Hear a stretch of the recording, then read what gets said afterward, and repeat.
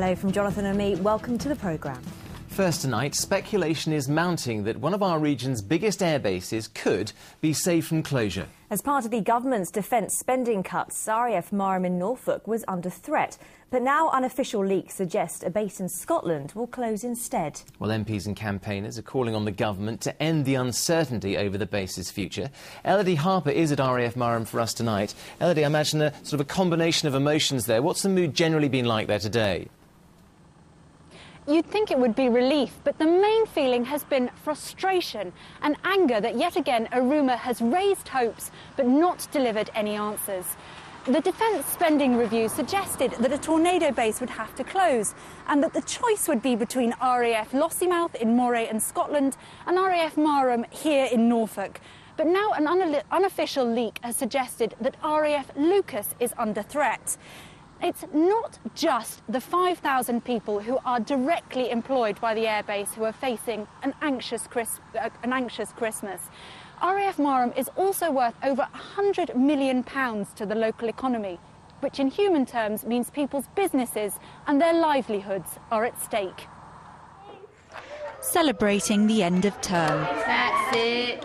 But staff at RAF Marham's nursery face Christmas not knowing how many more terms they'll be here. It is quite unnerving not knowing whether it will be open or whether it won't, but we are just working as we're supposed to and hope we will hear something definite in the near future. Leaked reports that RAF Marham will be saved have inspired hope, but also anger at the lack of official answers. Keely Radenrut's livelihood depends on the base. They should have told the community that it affected first before it was leaked out onto the internet for people to read. And if it speculates on the internet, all sorts of rumours can go around and everyone can get it wrong. It can actually upset people and communities, and we don't know where we are. So I think they already know what they're going to close, but they just don't want to say it yet because there's been so much, you know, everybody protesting and everything. People are just, you know, almost on the edge of the seats to a point because they just don't know what's happening each day. I think they should just say, this is what we're going to do. Supporters of RAF Marham petitioned Downing Street to keep the Norfolk base open last month. And RAF Lossiemouth supporters have also been noisy in their airbase's defence. Now RAF Lucas is in the frame. The leaked report suggests senior RAF officers told the Ministry of Defence that Marham should become the home of the Tornadoes and RAF Lucas's fleet be transferred to Lossiemouth. Norfolk MPs hope there's truth behind the rumours.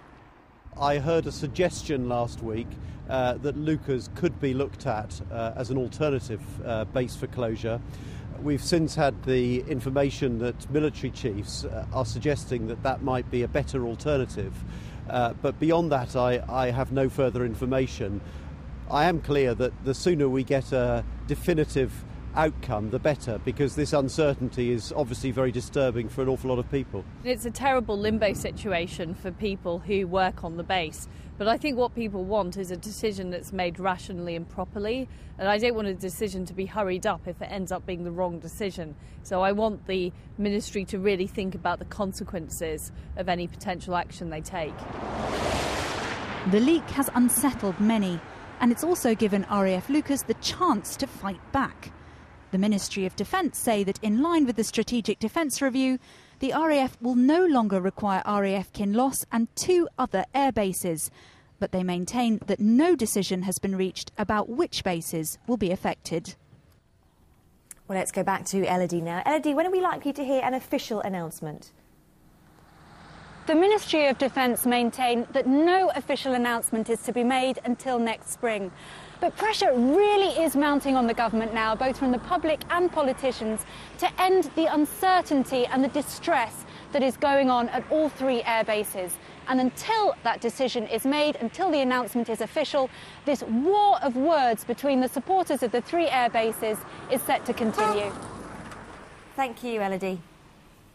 Well, as Marham waits to find out its future, it was the end of an era today for an iconic RAF plane. After 4 decades of service, much of it based at RAF Wittering in Cambridgeshire, 16 Harrier jump jets today made their final flight. The planes are being scrapped in government defence cuts. It's a decision that's proved controversial, with one former test pilot calling it a waste of a unique resource. Well, Stuart Leiths was at RAF Cottesmore in Rutland for what was an historic day. For the pilots, it was their final walk together to the Harrier jets, the final pre-flight checks, as 16 of the aircraft took off from RAF Cottesmore for their last flight in the skies over Lincolnshire. The jets that flew over East Anglia for decades when they were based at RAF Wittering near Peterborough are being decommissioned as part of the government's strategic defence and security review. Obviously, we were all extremely disappointed. The aeroplane has got a lot of life left in it still.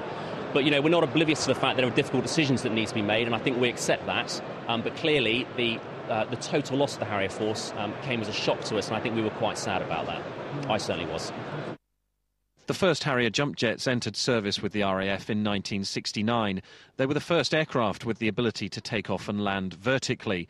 The Sea Harrier most famously saw combat in the Falklands War in 1982. Over the years, there have been a number of crashes, including one at the Lowestoft Air Show in 2002. The pilot ejected safely. But 6 months later, a pilot was killed in a crash at Wittering. When the jets took to the skies in the 60s, nothing like it had ever been seen before. At Hawker Siddeley's Dunsfold Airfield, a preview of the Harrier vertical takeoff jet showed the fantastic versatility of the world's first operational close support fighter of its type. It has the plus of being able to operate from very restricted forward strike areas with speed and surprise. Here's a plane that's going to be a winner in every way. Sad, yeah, angry, because it is a waste of a unique resource. It's the finest close support aircraft of the jet age. There hasn't been anything to match the capabilities of the Harrier, and there won't be when it's gone.